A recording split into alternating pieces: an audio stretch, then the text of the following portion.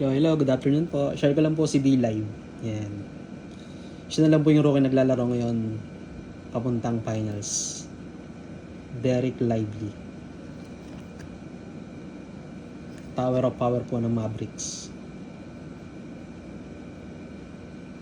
Siya po yung inaasahang kumuha ng bola lagi. Magaling po yan sa alley-oop. Derek Lively. Yan.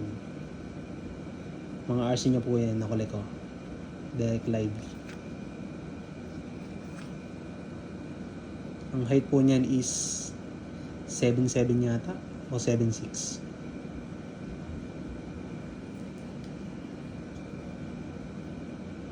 Revolution. Base lang yata ito. Base nga lang.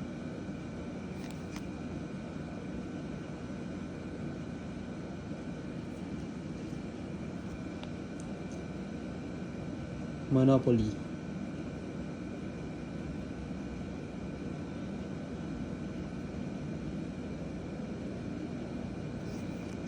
D-Live.